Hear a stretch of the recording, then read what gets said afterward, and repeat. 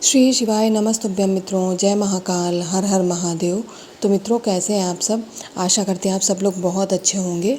मित्रों, हम सबको पता है कि आज है 2 मई और आज है बैसाख पंचमी, शुक्रवार का बहुत ही प्यारा सा दिन के उपाय आप लोगों ने कर लिए होंगे। मित्रों, अब बात करते हैं प्रदोष काल यानी रात्रि के समय से हम कौन से उपाय करेंगे जिससे हमारे परिवार की खुशियाँ बरकरार रहेंगी। तो मित्रों, आज रात हम लोग पंचमुखी दीपक जलाएंगे जिससे हम अपने घर की खुशियों को, सुख समृद्धि को हमेशा के लिए बरकरार रखने का प्रयास करेंगे। तो चलिए मित्रों, जल्दी इस वीडियो करते हैं स्टार्ट और बात करते हैं अपने पहले उपाय की कि आखिर सुख समृद्धि, शांति और खुशहाली वाले दीपक हमें कैसे तैयार करना है। इसके लिए आप सभी को एक मिट्टी का दीपक लेना है। दीपक तो एक रहेगा मित्रों, लेकिन हमें इसे 5 मुखी दीपक के रूप में तैयार करना है। कहने का मतलब है कि और सुनिए, इसे प्रज्वलित आप घी से करेंगे। इसके साथ ही मित्रों, इसमें जो बाती प्रयोग की जाएगी लंबी वाली करना है आपको। लेकिन इस बार दीपक में 5 मुखी हम दीपक तैयार कर रहे हैं, तो इस बार आपको 5 बातियाँ इस तरीके से लगा लेनी है। ठीक है मित्रों, 5 लंबी लंबी बातियाँ आप इस तरीके से लगा लेंगे। पहली वाली बत्ती जब हम प्रज्वलित करेंगे तो भगवान गणेश के लिए लगा रहे हैं। दूसरी बत्ती भगवान महादेव जी के लिए, जो हमारे इष्ट देव हैं। तीसरी बत्ती माँ दुर्गा के लिए। चौथी बत्ती भगवान विष्णु के लिए और 5वीं बत्ती भगवान सूर्य के लिए हम यहाँ पर लगाने वाले हैं। इस दिए को तैयार करने के बाद में आप इसे उठाएंगे और आपका घर का जो मुख्य दरवाज़ा है वहाँ पहुँच जाएंगे, क्योंकि चाहे खुशियाँ हो, चाहे कष्ट हो, सुख दुख जो भी होता है आपके घर में इसी दरवाजे से प्रवेश करता है। तो यहीं से ही हम उपाय करेंगे कि जो हमारे घर के कष्ट है वह दूर हो जाए और हमारे घर में खुशियाँ हमेशा के लिए बरकरार रहे। तो इस शिव पंचायत दीपक को यहाँ पर आसन के तौर पर आप कोई भी अनाज का दाना लगा के इस दीपक को यहाँ पे रख के मित्रों प्रज्वलित कर देंगे। ठीक है मित्रों, तो इस खुशहाली वाले दीपक को आप सभी लोग आज बैसाख पंचमी के दिन ज़रूर प्रज्वलित कीजिएगा। पहले उपाय की बात हो गई मित्रों। अब बात करते हैं दूसरे उपाय की, जो कि है हमारी मनोकामनाओं को पूर्ण करने वाला उपाय। इस उपाय को करने के लिए आप सभी लोगों को लेना है एक बेलपत्र, जो कि महादेव जी की सबसे प्रिय वस्तु है, आप सभी लोगों को पता है। तो एक बेलपत्र लेने के साथ ही अब आप सभी लोगों को लेना है दूसरी चीज़, और वह है मित्रों अक्षत चावल का दाना। जी हाँ मित्रों, इतने सारे नहीं लेने हैं, केवल और केवल एक अक्षत चावल का दाना लेना है आप सभी लोगों को।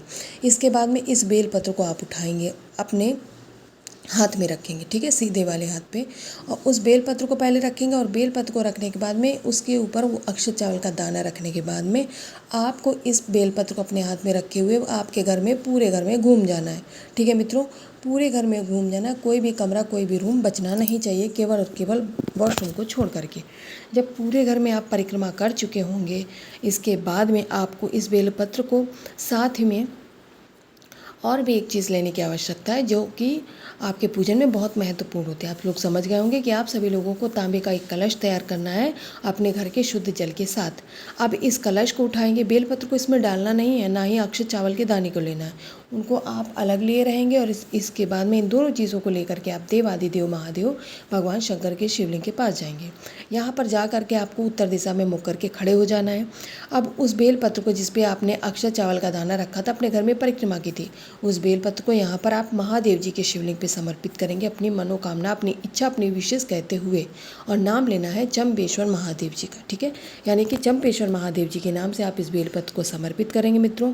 इसके बाद में जो आपके पास एक लोटा जल बचा हुआ है, जो आप लेके आए हैं, उसे आप इसी बेलपत्र के ऊपर समर्पित करेंगे।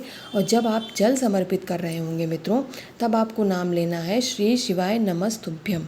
ठीक है, बेलपत्र समर्पित करेंगे तो चंपेश्वर महादेव जी के नाम से, लेकिन जब आप जल समर्पित करेंगे तो आपको श्री शिवाय नमस्तुभ्यम मंत्र का जाप करते हुए आपको वो जल समर्पित कर देना है।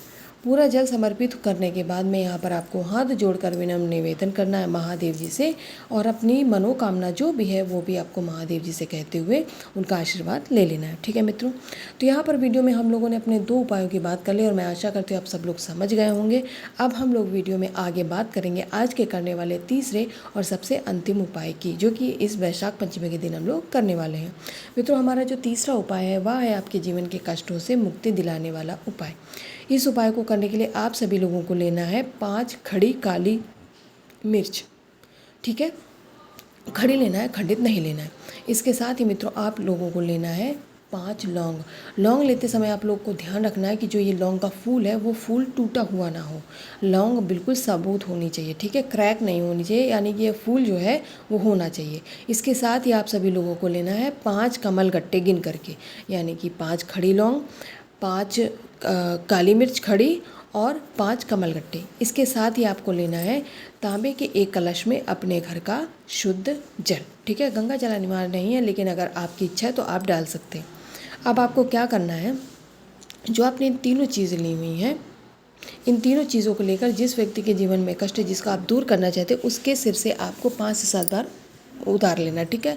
उतारने के बाद में महादेव जी की शिवलिंग के पास पहुंच जाएंगे। यहाँ पर सबसे पहले आप जल चढ़ा दीजिएगा श्री शिवाय नमस्तुभ्यम का मंत्र का जाप करते हुए। इसके बाद ये जो तीनों चीज़ें हैं 5 5 5 करके ली हैं, इन्हें आपको मंदिर के पीछे समर्पित करना है, ठीक है मित्रों। मंदिर के पीछे समर्पित करके अपने विशेष कह के आपको चले आना है।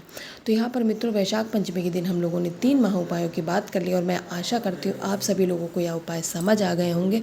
अगर कुछ भी संशय नहीं समझ में आया तो आप लोग कमेंट सेक्शन में कमेंट करके पूछ सकते हैं, कोई दिक्कत की वाली बात नहीं है।